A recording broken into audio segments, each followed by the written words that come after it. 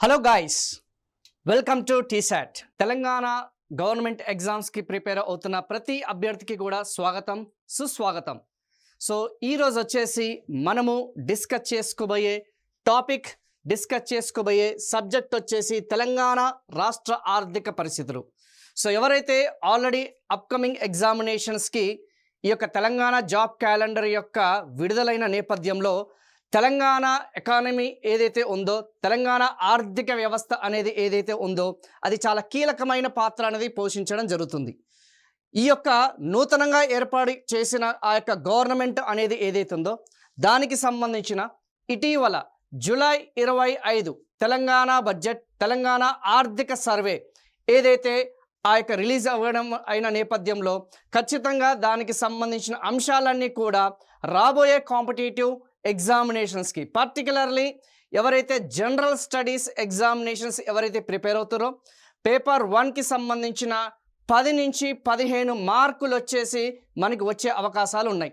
So అందులో భాగంగా మీ అందరికీ కూడా తెలంగాణకి సంబంధించిన ప్రస్తుత ఆర్థిక పరిస్థితులు, తెలంగాణకి సంబంధించిన పథకాలు, తెలంగాణకి సంబంధించిన విధానాలు ఏదైతున్నాయో, పాలసీస్ ఏదైతున్నాయో అవన్నీ కూడా మనకి రాబోయే ఎగ్జామినేషన్స్కి కాంపిటేటివ్ పాయింట్ ఆఫ్ వ్యూలో లేటెస్ట్ నూతనంగా క్వశ్చన్ పేపర్ ట్రెండ్స్కి తగ్గట్టుగా ఆల్రెడీ గత క్వశ్చన్ పేపర్స్ అనేది మీరు అబ్జర్వ్ చేస్తే గత ప్రభుత్వానికి సంబంధించిన ఆ యొక్క స్కీమ్స్ కానీ, గత ప్రభుత్వానికి సంబంధించిన ఆర్థిక విధానాలు కానీ అవి ఎక్కడా కూడా అడగట్లేదు.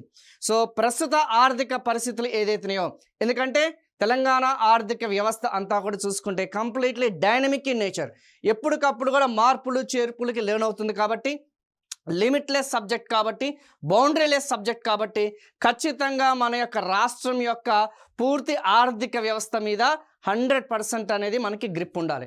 సో అందుకే ఈరోజు మనం స్టార్ట్ చేయబోయే టాపిక్ వచ్చేసి తెలంగాణకి సంబంధించిన జిఎస్డిపి, తెలంగాణ రాష్ట్ర ఆర్థిక వ్యవస్థకి సంబంధించిన గ్రాస్ స్టేట్ డొమెస్టిక్ ప్రోడక్ట్, వాటికి సంబంధించిన వృద్ధి రేట్లు. సో ఎవరైనా సరే తెలంగాణ రాష్ట్ర ఏదైతే మనం చెప్పుకున్న ఆర్థిక వ్యవస్థకి సంబంధించి ఫస్ట్ టాపిక్ స్టార్ట్ చేయబోయేది ఇక్కడి నుంచేనమ్మా.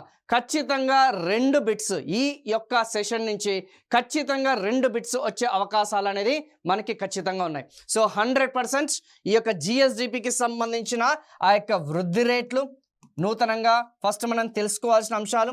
రెండవది వచ్చేసి జిఎస్డిపి స్థూల రాష్ట్ర దేశీయ ఉత్పత్తికి సంబంధించిన ఆ యొక్క కంట్రిబ్యూషన్స్, వాటా, వ్యవసాయ రంగానికి తెలంగాణ రాష్ట్ర వ్యవసాయ రంగం వాటా ఎంత, పారిశ్రామిక రంగం వాటా ఎంత, సేవా రంగం వాటా ఎంత, ఈ రెండు కూడా ఖచ్చితంగా ఆ యొక్క షేర్స్ ఏదైతున్నాయో ఆ యొక్క కంట్రిబ్యూషన్స్ అనేది 100% మనకి ఎక్కువగా స్కోప్ ఉన్న అంశాలు. ఇది కాకుండా ఈ మధ్య కాలంలో మనకి అడుగుతున్న క్వశ్చన్స్ అనేవి ఖచ్చితంగా మన యొక్క భారతదేశం తెలంగాణ ఆర్థిక వ్యవస్థే కాకుండా భారతదేశం యొక్క జీడిపి ఏదైతుందో, భారతదేశం యొక్క జీవీఏ ఏదైతుందో వాటితో పోల్చడం అనేది జరుగుతుంది, వాటితో కంపారిజన్ అనేది చేయడం జరుగుతుంది. మన తెలంగాణ రాష్ట్ర ఆర్థిక వ్యవస్థ ఆ యొక్క వృద్ధి రేట్లు, జిఎస్విఏ వృద్ధి రేట్లు అధికంగా ఉన్నాయా, లేదా భారతదేశ ఆర్థిక వ్యవస్థకి సంబంధించిన వృద్ధి రేట్లు అధికంగా ఉన్నాయా, లేదు అనుకుంటే ఆరోహణ క్రమం ఆ యొక్క వృద్ధి రేట్లకు సంబంధించిన వ్యవసాయ రంగానికి సంబంధించిన వృద్ధి రేట్లు అధికంగా ఉందా, సేవా రంగానికి సంబంధించిన వృద్ధి రేటు అధికంగా ఉందా, పారిశ్రామిక రంగానికి సంబంధించిన వృద్ధి రేటు అధికంగా ఉందా, ఇలా మనకి ఈ మధ్య కాలంలో చూసుకుంటే ఆ యొక్క వృద్ధి రేట్లు అనేది అసెండింగ్ ఆర్డర్, డిసెండింగ్ ఆర్డర్ అనేది అడగడం జరుగుతుంది. లేదు అనుకుంటే షేర్, వ్యవసాయ రంగం వాటా ఎంత, పారిశ్రామిక రంగానికి సంబంధించిన వాటా ఎంత, సేవా రంగానికి సంబంధించిన వాటా ఎంత, వాటికి సంబంధించిన అసెండింగ్ డిసెండింగ్ ఆర్డర్. ఓకేనమ్మా, గ్రేటర్ దాన్ లెస్ దాన్ అంటే కదమ్మా. సో దానికి సంబంధించిన అంశాలన్నీ కూడా ఈ మధ్య కాలపు క్వశ్చన్ పేపర్ ట్రెండ్స్లో ఖచ్చితంగా క్లియర్గా మొన్న రీసెంట్గా జరిగిన గ్రూప్ 1 స్క్రీనింగ్ ఏదైతుందో ప్రిలిమ్స్ ఎగ్జామినేషన్లో కూడా ఇలాంటి క్వశ్చన్స్ ఏదైతున్నాయో, ప్రస్తుత ఆర్థిక పరిస్థితి ఏదైతున్నాయో, తెలంగాణ సోషియో ఎకనామిక్ అవుట్లైన్ ఇలాంటి క్వశ్చన్స్ అనేది రావడం జరిగింది.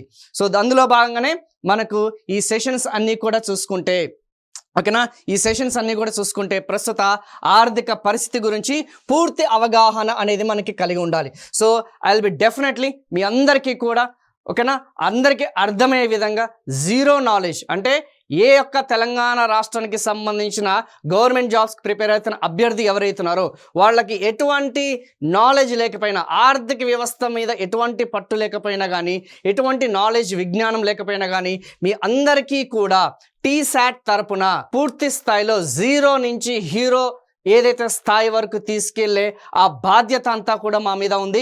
100% మీ యొక్క గవర్నమెంట్ ఎగ్జామినేషన్స్ క్రాక్ చేసే ఆ నేపథ్యంలో ఖచ్చితంగా ఈ క్లాసెస్ అన్నీ కూడా మీకు 100% న్యాయం జరిగే విధంగా మా యొక్క సెషన్స్ అనేది కొనసాగడం జరుగుతుంది.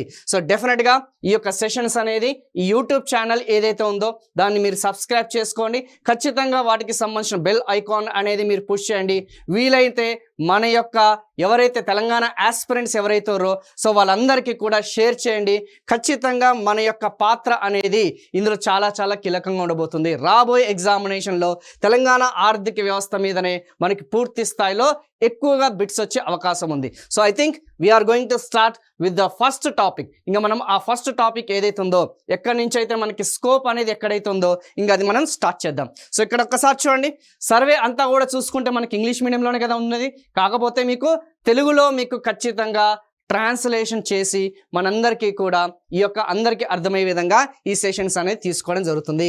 సో 2023 2024కి సంబంధించినవి 2023-2024 తెలంగాణ జిఎస్డిపి ప్రస్తుత ధరల్లో ఆల్రెడీ మనందరికీ కూడా భారత ఆర్థిక వ్యవస్థకి సంబంధించిన ప్రస్తుత ధరలు ఏదైతున్నాయో, కరెంట్ ఇయర్ ప్రైజెస్ అనేది ఏదైతున్నాయో, బేస్ ఇయర్ ప్రైజెస్ ఏదైతున్నాయో, సో వాటి గురించి మీకు కొంచెం అవగాహన అనేది తెలుపుతానమ్మా. సో ప్రస్తుత ధరలు అంటే ఏంది? ఎస్, ఏదైతే మీ అందరికీ కూడా జీడిపి అంటే ఏంది? ఎస్, గ్రాస్ డొమెస్టిక్ ప్రోడక్ట్ అంటే ఏందమ్మా? మన భారతదేశానికి సంబంధించిన వస్తు సేవల విలువనే కదా. ఎస్, మన భారత ఆర్థిక వ్యవస్థకి సంబంధించిన ఆ యొక్క వస్తు సేవల విలువ అనేది ఏదైతుందో, వస్తు సేవల విలువ అనేది ఏదైతుందో ఓకేనా, దాన్ని మనం ఏమంటున్నాం? జీడిపి అని చెప్పేసి మనం చెప్పడం జరుగుతుంది. మరి జిఎస్డిపి అంటే ఏంటి? గ్రాస్ స్టేట్ డొమెస్టిక్ ప్రోడక్ట్ అంటే ఏంటి? రాష్ట్ర స్థూల దేశీయ ఆదాయం అంటే ఏంటి? ఇది వచ్చేసి మన రాష్ట్ర ఆదాయం. మన తెలంగాణ రాష్ట్రంలో వస్తు సేవల అనేది ఎంత ఉత్పత్తి అవుతున్నాయి, వస్తు సేవల యొక్క సంబంధించిన ఆ యొక్క ఉత్పత్తి అనేది ఎంత జరుగుతుంది, అండ్ దానికి సంబంధించిన విలువ అనేది ఏదైతుందో దానికి మన ప్రస్తుత ధరలు అనేది ఏదైతుందో, విలువ అనేది దేంతో చేస్తే ప్రస్తుత ధరలు అనేది ఏదైతుందో ఆ యొక్క ప్రస్తుత ధరలతోని మనము మల్టిప్లై చేస్తే మనకేమొస్తుంది? జిఎస్డిపి. సో బేసికల్గా ఇది జాతీయ ఆదాయం, నేషనల్ ఇన్కంలో మీ అందరికీ కూడా కొంచెం అవగాహన ఉండే ఉంటుంది. సో అలా మన యొక్క తెలంగాణ రాష్ట్ర జిఎస్డిపి ప్రస్తుత ధరల్లో మన యొక్క రాష్ట్ర ఆదాయం ఎంత ఉందమ్మా? ఎస్, మన యొక్క రాష్ట్ర ఆదాయం వచ్చేసి ఆల్మోస్ట్ ఇక్కడ మీరు క్లోజ్గా అబ్జర్వ్ చేస్తే 14,63,963 కోట్లు వచ్చేసి మన తెలంగాణ రాష్ట్ర జిఎస్డిపి ఆదాయం. సో ఒకవేళ ఫ్యాక్చువల్ బేసిస్ ఆధారంగా, వాస్తవాల ఆధారంగా ఒకవేళ క్వశ్చన్ అనేది అడిగితే, very simple examinations like for example ఈ జిఎస్ జనరల్ స్టడీస్ లాంటి కాంపిటేటివ్ ఎగ్జామినేషన్స్ ఎవరైతే ప్రిపేర్ అవుతారో ఖచ్చితంగా బేసిక్ లెవెల్ క్వశ్చన్స్ అనేది ఎక్కువగా వచ్చే ఆస్కారం ఉంది. కాబట్టి మన యొక్క రాష్ట్ర ఆర్థిక వ్యవస్థ గురించి పూర్తి అవగాహన అనేది కలిగి ఉండాలి.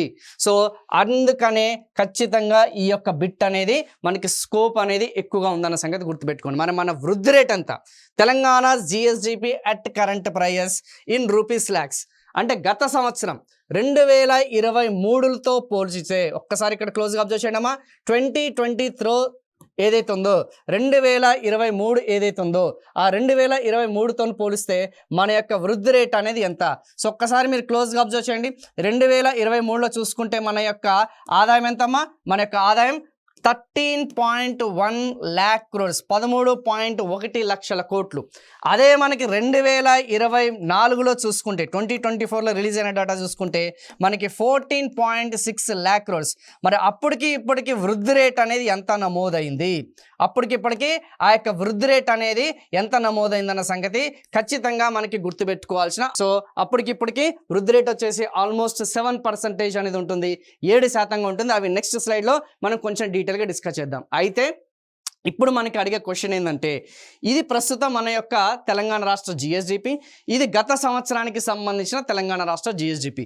మరి ఏమని చెప్పిన ఇందాక స్టార్టింగ్లో మీకు, ఖచ్చితంగా ఇండియాతోని కంపారిజన్ చేస్తాడు అన్న. ఖచ్చితంగా ఇండియాతోని కంపారిజన్ చేస్తాడు. ఒక్కసారి ఇక్కడ చూడండి, ఇండియాస్ జీడిపి అనేది కనిపిస్తుందా?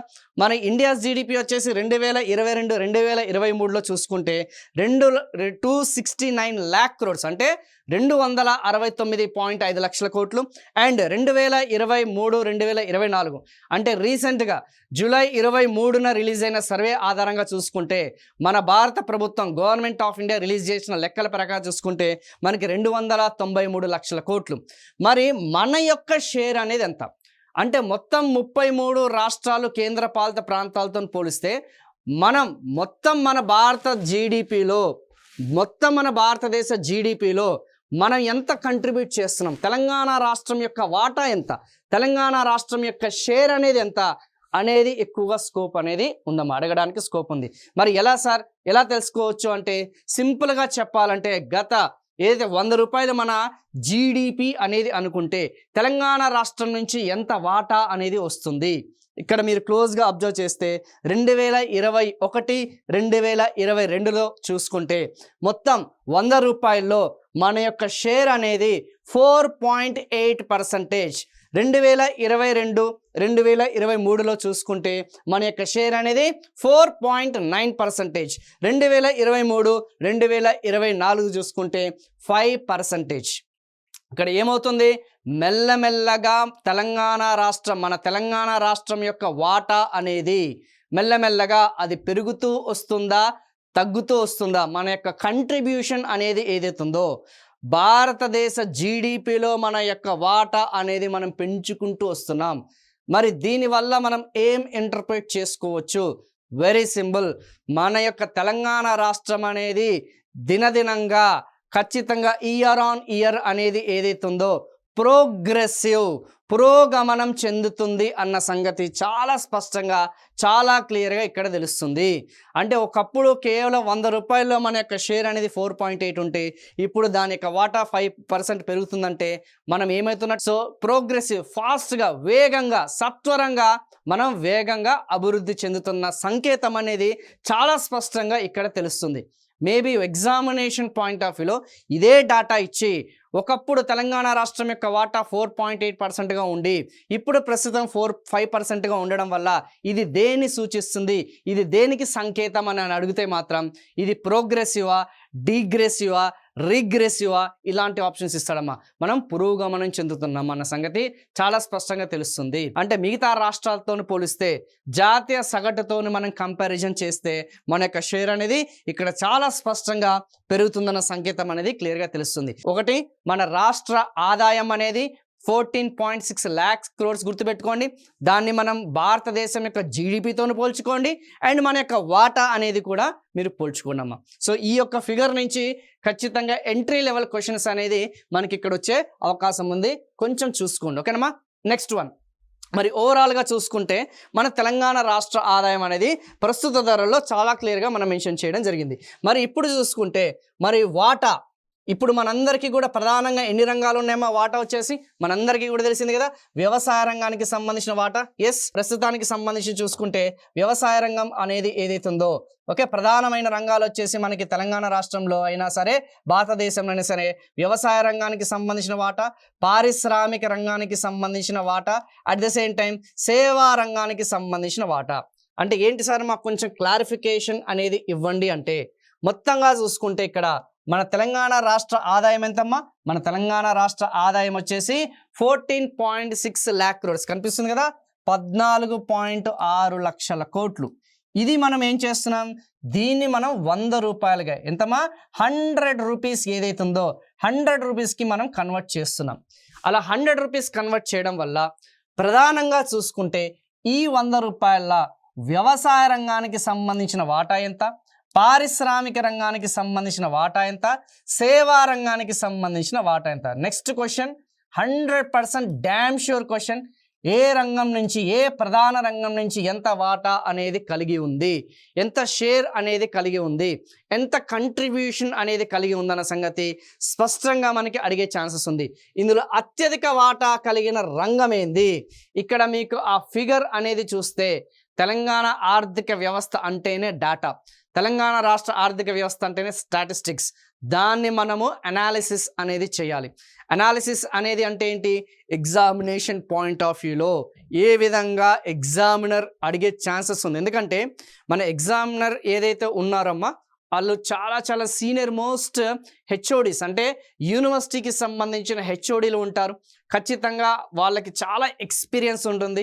సో మన యొక్క ఆర్థిక వ్యవస్థ మీద ఒక అభ్యర్థికి ఎంత అవగాహన ఉంది, కేవలం సబ్జెక్ట్తో వస్తున్నాడా, లేదంటే దాంతోపాటు నాలెడ్జ్తో వస్తున్నాడా, దాంతోపాటు అప్లికేషన్ ఏమన్నా మైండ్తో వస్తున్నాడా అని చెప్పేసి. ఎందుకంటే మీరందరూ రేపు కాబోయే ఆ యొక్క ఆఫీసర్లు కాబట్టి, ప్రభుత్వానికి సంబంధించిన అధికారులు కాబట్టి ఖచ్చితంగా అప్లికేషన్ ఓరియంటెడ్గా చూసుకుంటే ఈ మధ్య కాలంలో బిట్స్ అనేది ఎక్కువ వస్తున్నాయి కాబట్టి రంగాల వారీగా వాటా అనే దాని మీద కూడా క్వశ్చన్స్ అనేది అవకాశం ఉంది. సో ఇక్కడ క్లోజ్గా అబ్జర్వ్ చేస్తే అత్యధిక రంగం ఏ రంగం నుంచి మనకి వాటా ఉంది? ఎస్, సేవా రంగం అనేది ఏదైతే ఉందో అత్యధికంగా మనకి సేవా రంగం, తెలంగాణ రాష్ట్ర ఆదాయంలో చూసుకుంటే అధిక ఆదాయం కలిగినది సేవా రంగం అని చెప్పేసి చాలా స్పష్టంగా ఇక్కడ మనకి తెలిసిపోతుంది. నెక్స్ట్ వన్ వచ్చేసి ఏముందమ్మా, 18.5% ఏదైతే ఉందో పారిశ్రామిక రంగానికి సంబంధించిన వాటా. ఓకేనమ్మా, ఆరు పరిశ్రమల రంగానికి సంబంధించిన ఆ యొక్క వాటా అనేది చూసుకుంటే రెండవ పొజిషన్లో ఉంది. మూడవది వచ్చేసి వ్యవసాయము మరియు అనుబంధ రంగాలకి సంబంధించిన వాటా.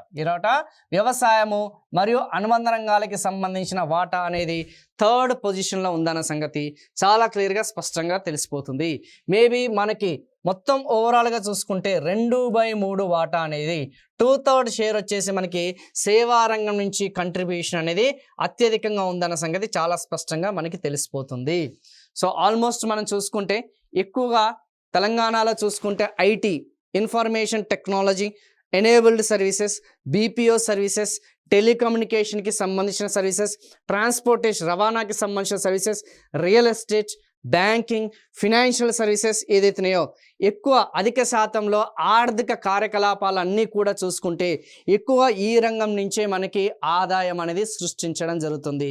ఆదాయం అనేది కంట్రిబ్యూషన్ అనేది ఉందన్న సంగతి చాలా స్పష్టంగా మనకి తెలుస్తుంది. మరి తెలంగాణ ఎందుకు అంతర్జాతీయ మార్కెట్లో చూసుకున్నా కానీ, జాతీయ మార్కెట్లో స్వదేశీ మార్కెట్లో చూసుకున్నా కానీ మనము మార్కెట్లోకి వెళ్తామమ్మా, ఏదైనా సరే వస్తువులు కొనుగోలు చేస్తాం, కొన్ని సేవలు అనేది కూడా మనం తీసుకోవడం జరుగుతుంది సర్వీస్ ప్రొవైడర్స్ నుంచి. మీరు ఒక్కసారి అబ్జర్వ్ చేయండి, ఈ యొక్క సేవా రంగానికి సంబంధించింది ఏదైతే ఉందో హైయెస్ట్ మీరు ఏదన్నా సరే ఒక క్యాబ్ బుక్ చేసుకోవాలన్నా, లేదంటే ఏదన్నా మెట్రో రైల్లో ప్రయాణించాలన్నా, ఏదన్నా ఆర్టీసీలో ట్రావెల్ చేయాలన్నా, రైల్వేస్ కానీ ఎయిర్వేస్ కానీ మీరు ఏ సేవలు అయినా చూసుకోండి, మార్కెట్లో అత్యధిక విలువ కలిగినవి సేవా రంగం నుంచే ఉన్నాయి. వ్యవసాయ రంగం నుంచి మనకి మార్కెట్లో కొనుగోలు చేసేది తక్కువ కాస్ట్ అనేది ఉంటుంది. కావాలంటే ఒక్కసారి మార్కెట్లోకి వెళ్ళి నిత్యావసర సరుకులు ఏదైతున్నాయో, రెగ్యులర్గా యూసేజ్ ఐటమ్స్ అనేది ఏదైతున్నాయో, ఫుడ్ ఆర్టికల్స్ ఏదైతే ఉందో అవి ఒక్కసారి మీరు కొనుగోలు చేస్తే సూపర్ మార్కెట్లో నుంచి కానీ మన లోకల్ మార్కెట్లో నుంచి కానీ వాటి యొక్క విలువ అనేది తక్కువగా ఉంటుంది. నెక్స్ట్ హై కాస్ట్ ఏముంటుంది? డ్యూరబుల్ ఐటమ్స్, మన్నిక గల వస్తువులు, లైక్ ఇంట్లో ఉండే టీవీ కానీ, ఫ్రిడ్జ్ కానీ, సిస్టమ్ కానీ, 2 wheeler 4 wheeler, clothing, furniture, okay, cooking utensils, వీటి యొక్క కాస్ట్ అనేది అధికంగా ఉంటుంది.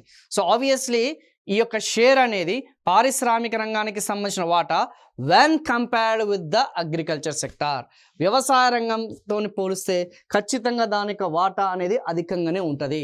సో అయితే మరి సేవా రంగానికి సంబంధించిన వాటా హైయెస్ట్ అనేది ఎందుకు ఉంది? వెరీ సింపుల్, ఈ రెండిటితో కంపారిజన్ చేస్తే బయట మార్కెట్లో మనం కొనుగోలు చేసే ఆ వస్తువులు అనేది మీరు అబ్జర్వ్ చేస్తే హైయెస్ట్ షేర్ అనేది ఏదైతే ఉందో అత్యధికంగా అధిక విలువ గలవన్నీ కూడా చూసుకుంటే వస్తువులు కాదు, అధిక విలువ కలవన్నీ కూడా చూసుకుంటే సేవా రంగము. మనము ఆబ్వియస్లీ మీరు ఏదైనా క్యాబ్ బుక్ చేసుకోవాలన్నా కానీ, లేదంటే ఏదైనా నెట్ పెట్టించుకోవాలన్నా కానీ, రీఛార్జ్ చేయాలన్నా కానీ నెలవారీగా చూసుకుంటే సేవల యొక్క విలువ అనేది మనం ఎక్కువగా వ్యయం చేస్తాం. ఒక హౌస్ హోల్డ్ ఎవరైతే ఉన్నారో, ఒక గృహ రంగానికి సంబంధించిన ఒక కుటుంబం ఏదైతే ఉందో, ఒక ఫ్యామిలీ ఎక్స్పెండిచర్ సగటు ఆ యొక్క కుటుంబం ఏదైతే ఉందో, సగటు కుటుంబం వచ్చేసి అత్యధికంగా సేవా రంగం మీదనే అధికంగా వ్యయం చేస్తుంది. ఆ యొక్క సేవల యొక్క కొనుగోలు అనేది మనకి అధికంగా ఉంది. సో అందుకే సేవా రంగం యొక్క వాట అట్లీస్ట్ ఎగ్జామినేషన్ పాయింట్ ఆఫ్ వ్యూలో మనకి ఆ టైంలో మనకి క్లిక్ అవ్వదు. మేబీ మేము ఇచ్చే ఎగ్జాంపుల్స్ అనేది ఏదైతున్నాయో అవి మీరు ప్రామాణికంగా తీసుకొని, ఒకవేళ ఫ్యూచర్లో ఇలాంటి క్వశ్చన్స్ అనేది అవకాశం అనేది వస్తే మేబీ ఆప్షన్లు ఇస్తాడు. సేవా రంగం ఈజ్ గ్రేటర్ దాన్, పారిశ్రామిక రంగం ఈజ్ గ్రేటర్ దాన్ వ్యవసాయ రంగం. లేదు అనుకుంటే పారిశ్రామిక రంగం గ్రేటర్ దాన్, సేవా రంగం గ్రేటర్ దాన్, వ్యవసాయ రంగం. ఇలాంటి ఆప్షన్స్ ఇచ్చినప్పుడు మేమిచ్చే లైవ్ ఎగ్జాంపుల్స్ ఏదైతున్నాయో, ఆ ప్రాక్టికల్ ఎగ్జాంపుల్స్ ఏదైతున్నాయో వాటిని ఆధారంగా చేసుకొని అట్లీస్ట్ మీరు ఆన్సర్ చేయడానికి ప్రయత్నించండి. ఎందుకంటే ఆ డాటాని విశ్లేషించడం అనేది మనకి ఒక ఇది ప్రామాణికంగా ఉంటే దాన్ని ఎగ్జామ్ టైంలో ఆ టైంలో మీరు ఆన్సర్ చేయడం అనేది కూడా మీకు ఎవరైతే ఎగ్జామినేషన్లో ఆన్సర్ చేస్తారో వాళ్ళే విన్నర్ అన్న సంగతి గుర్తుపెట్టుకోండి. సో కొంచెం దాని మీద ఫోకస్ చేయడమా. సో ఆల్మోస్ట్ 2/3 షేర్ వచ్చేసి ఇది ఉంది. అండ్ వ్యవసాయము ప్లస్ పారిశ్రామిక రంగం వాటా అనేది ఏదైతే ఉందో అది వచ్చేసరికి కలిపి మనకి 1/3 షేర్ ఉందన్న సంగతి గుర్తుపెట్టుకోండి. సో ఇలా విశ్లేషణతో కూడిన సబ్జెక్ట్ నేర్చుకోవడానికి ప్రయత్నించండి. బ్లైండ్గా మీరు ఆ యొక్క మెమరీ బ్లైండ్గా ఏదైతే డాటా ఏదైతే ఉందో, ఆ స్టాటిస్టిక్స్ అనేది ఏదైతే ఉందో అది మెమరైజ్ చేసుకోవడానికి ప్రయత్నించకండి అమ్మా. ఓకేనమ్మా. అయితే ఇప్పుడు నెక్స్ట్ క్వశ్చన్, మరి పోల్చడం, ధోరణులు అని చెప్పేసి అంటాం, కంపారిజన్స్ అని చెప్పేసి మనం చెప్పడం జరుగుతుంది. సో ఆల్రెడీ ఈ మధ్య క్వశ్చన్ పేపర్ ట్రెండ్స్ అనేది చూసుకుంటే, జనరల్ స్టడీస్ లాంటి ఎగ్జామినేషన్లో కూడా చూసుకుంటే హై లెవెల్ క్వశ్చన్స్ అనేది అడగడం జరుగుతుంది. ఇప్పుడు వరకు మనము ఈజీ లెవెల్, మీడియం లెవెల్ వరకు మనకి కొన్ని క్వశ్చన్స్ అనేది ఆర్ కొంచెం కాన్సెప్ట్స్ అనేది మనం తెలుసుకున్నాం. ఇప్పుడు కొంచెం ఒకవేళ ఒక స్టెప్ అహెడ్ చెప్పినా కదమ్మా. సో మనకి ఈ మధ్య కాలంలో క్వశ్చన్ పేపర్ ట్రెండ్స్ అనేది చూసుకుంటే ఎగ్జామినర్ ఎవరైతే ఉన్నారో వాళ్ళు highly expert, highly knowledged persons ఉంటారు. కాబట్టి వాళ్ళు ఒక నెక్స్ట్ స్టెప్ వేసి వాళ్ళకి బిట్ అనేది టఫ్ లెవెల్ ఇవ్వాలి అనుకుంటే మాత్రం ఖచ్చితంగా ఇందులో నుంచి వచ్చే ఆస్కారం అనేది ఉంది. ఇక్కడ మీరు క్లోజ్గా అబ్జర్వ్ చేస్తే విత్ ఇన్ తెలంగాణ అనేది మనం ఫస్ట్ క్లోజ్గా అబ్జర్వ్ చేద్దాం. సో ఇక్కడ మీరు క్లోజ్గా అబ్జర్వ్ చేసి చూడమ్మా, తెలంగాణకి సంబంధించిన ఆర్థిక వ్యవస్థకి సంబంధించిన ఆ యొక్క ఇన్ఫర్మేషన్ ఉంది. ఆల్ ఇండియా అంటే భారతదేశ సగటుకి సంబంధించిన ఆ యొక్క యావరేజ్ అనేది మనకు ఉంది. సో ఫస్ట్ మనం ఏం చేద్దాం, ఈ యొక్క మన తెలంగాణ రాష్ట్రానికి సంబంధించిన అంశాలు ఏదైతున్నాయో దాన్ని మనం ఫోకస్ చేద్దాం. మరి సేవా రంగం వచ్చేసి మనకి అత్యధిక వాటా కలిగినది కదా. మరి సేవా రంగం నుంచి అత్యధిక వాటా కలిగినా కానీ దాని యొక్క షేర్ అనేది గత 2-3 ఏళ్ళుగా దాని యొక్క వాటా అనేది పెంచుకుంటూ వస్తుందా, తగ్గుతూ వస్తుందా? Out of every 100 rupees contribution, ప్రతి 100 రూపాయల్లో చూసుకుంటే దానికి వాటా ఒకప్పుడు 62% అనేది ఉండేది.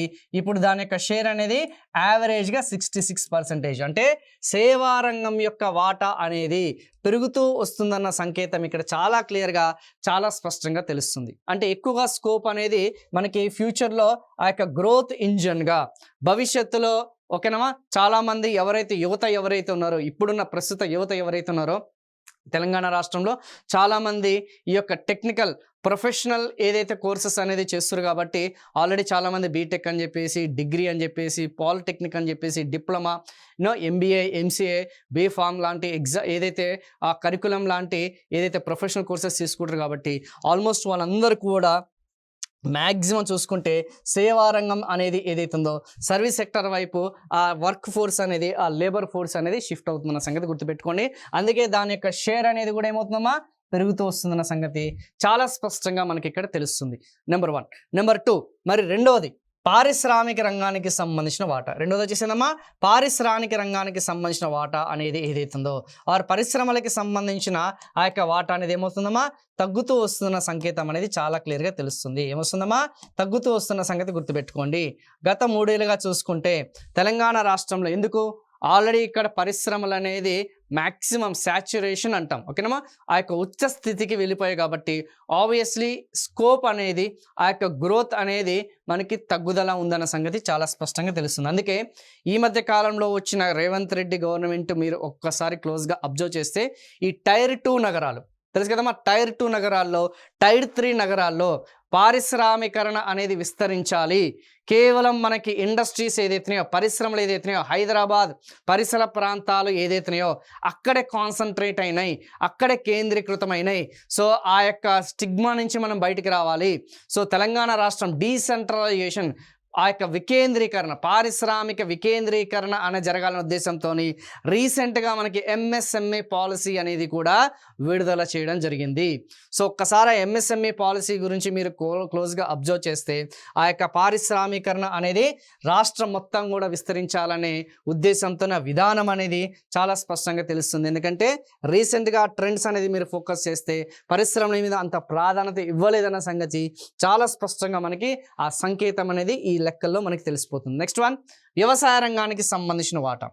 ఆ యొక్క వ్యవసాయం అనేది ఏదైతుందో ఆ యొక్క వ్యవసాయ రంగానికి సంబంధించిన వాటా కూడా 18% నుంచి కనిపిస్తుంది కదా మనకి. ఆ యొక్క వ్యవసాయ రంగానికి సంబంధించిన వాటా కూడా 18% నుంచి మనకి 16%, 16% తగ్గిందన్న సంకేతం అనేది తెలుస్తుంది. సో ఒకవేళ ఎగ్జామినేషన్ పాయింట్ ఆఫ్ వ్యూ చూసుకుంటే ఈ వ్యవసాయ రంగానికి సంబంధించిన వాటా అనేది పెరుగుతూ వస్తుందా, ఆ వ్యవసాయ రంగానికి సంబంధించిన వాటా అనేది తగ్గుతూ వస్తుందా అంటే చాలా స్పష్టంగా ఇక్కడ తెలిసిపోతుంది మనకి. వ్యవసాయ రంగానికి సంబంధించిన వాటా కూడా తగ్గుతూ వస్తుంది. సో ఇలా స్టేట్మెంట్ రూపంలో మనకి ఎగ్జామినేషన్లో అడిగే ఛాన్సెస్ ఉందమ్మా. సో సేవా రంగానికి సంబంధించిన వాటా అనేది ఏమవుతుంది, పెరుగుతూ వస్తుంది. అండ్ పారిశ్రామిక రంగానికి సంబంధించిన వాటా అనేది తగ్గుతూ వస్తుంది. వ్యవసాయ రంగానికి సంబంధించిన వాటా అనేది కూడా తగ్గుతూ వస్తుంది. ఈ 3 స్టేట్మెంట్స్ అనేది ఖచ్చితంగా గుర్తుపెట్టుకోండి. ఫిగర్స్ అనేది గుర్తుపెట్టుకోవాల్సిన అవసరం లేదు, ఓకేనా. ఎందుకంటే ప్రతిదీ కూడా ఆ డాటా అంతా కూడా మీకు ఎగ్జామ్లో మీకు గుర్తు రావచ్చు, గుర్తు రాకపోవచ్చు. So make sure that at least statements అన్న గుర్తుపెట్టుకుంటే స్టేట్మెంట్ 1, స్టేట్మెంట్ 2, స్టేట్మెంట్ 3 ఇచ్చినా కానీ, లేదంటే మ్యాథ్స్ ఆఫ్ ఫాలోయింగ్ లాంటి ఎగ్జామినేషన్స్ ఇచ్చినా కానీ, అసర్షన్స్, రీజన్స్ లాంటి టాపిక్స్ ఇచ్చినా కానీ ఈజీగా మీరు ఆన్సర్ చేయగలుగుతారమ్మా, ఓకేనా. Now compared with the India, భారతీయ ఆర్థిక వ్యవస్థతో పోల్చండి. మరి భారతీయ ఆర్థిక వ్యవస్థతో పోల్చడానికి ప్రధానమైన కారణం ఏంటంటే ఎగ్జామినర్ వచ్చేసి కంపారిజన్ చేస్తున్నాడు. ఎలా కంపారిజన్ చేస్తున్నాడు? తెలంగాణ రాష్ట్రానికి సంబంధించిన సేవారంగం వాటా అధికంగా ఉందా, భారతదేశ సేవా రంగానికి సంబంధించిన వాటా అధికంగా ఉందా? ఇక్కడ చాలా స్పష్టంగా మనకి తెలిసిపోతుంది. ఏమని? ఎస్, తెలంగాణ రాష్ట్రానికి సంబంధించిన సేవా రంగం అనేది అధికంగా ఉంది. కనిపిస్తుందా లేదా? ఎస్, తెలంగాణ రాష్ట్రానికి సంబంధించిన సేవారంగం వాటా అనేది అధికంగా ఉంది when compared with the all India. అంటే సేవారంగం అనేది ఎక్కడ బలంగా ఉందమ్మా, ఎక్కడ ఫాస్ట్గా ఉంది, ఎక్కడ వేగంగా వృద్ధి చెందుతుంది? ఎస్, మన రాష్ట్రంలోనే. మరి అట్ ద సేమ్ టైం క్లియర్గా ఫోకస్ చేస్తే సో 55 ఉంది, ఇక్కడ కూడా చూసుకుంటే మనకి 65 ఉందన్న సంగతి క్లియర్గా మనకి తెలిసిపోతుంది. మరి పారిశ్రామిక రంగం వాటా అనేది ఏది అధికంగా ఉందమ్మా? ఎస్, పారిశ్రామిక రంగం వాటా అనేది మీరు క్లోజ్గా అబ్జర్వ్ చేస్తే, ఓకేనమ్మా. సో తెలంగాణ రాష్ట్రానికి సంబంధించిన పారిశ్రామిక రంగం వాటా అనేది తక్కువగా ఉంది when compared with the India. So ఇండియాలో చూస్తే ప్రతి 100 రూపాయల్లో పారిశ్రామిక రంగానికి సంబంధించిన వాటా 27.6% ఉంటే అదే తెలంగాణ రాష్ట్ర పారిశ్రామిక ఆదాయం అనేది కేవలం 18.5% ఉంది. సో ఈ కంపారిజన్స్ అనేది చూసుకోండి. ఫస్ట్ స్టేట్మెంట్, తెలంగాణ సేవారంగం వాటా గ్రేటర్ దాన్ భారత జాతీయ సేవారంగం వాటా, నెంబర్ 1. నెంబర్ 2, తెలంగాణ పారిశ్రామిక రంగం వాటా లెస్ దాన్ భారతీయ సగటు పారిశ్రామిక రంగం వాటా, నెంబర్ 2. నెంబర్ 3 ఏముంది ఇంకా మిగిలిపోయింది? Yes, agriculture sector. So agriculture sector అనేది చూసుకుంటే మన తెలంగాణ రాష్ట్రం 17% ఉంది. And at the same time మన యొక్క భారతీయ సగటు అన్ని రాష్ట్రాలతో కంపేరింగ్ చేస్తే 18% అనేది చాలా స్పష్టంగా మనకి తెలిసిపోతుంది.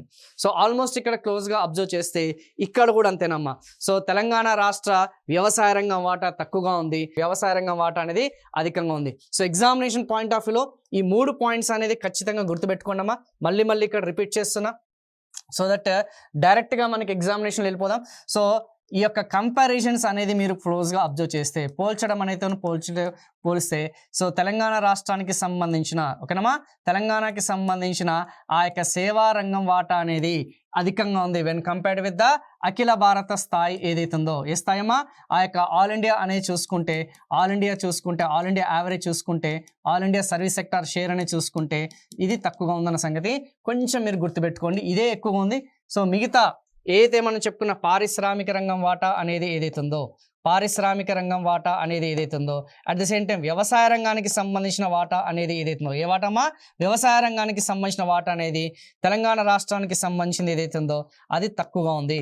ఓకేనమ్మా? తెలంగాణకి సంబంధించిన ఆ యొక్క వాటా అనేది తక్కువగా ఉంది వెన్ కంపేర్డ్ విత్ అఖిల స్థాయిలో, అఖిల భారత స్థాయిలో అన్న సంగతి గుర్తుపెట్టుకోండి. ఓకేనమ్మా? లేదంటే భారత సగటు అన్న సంగతి గుర్తుపెట్టుకోండి అమ్మా.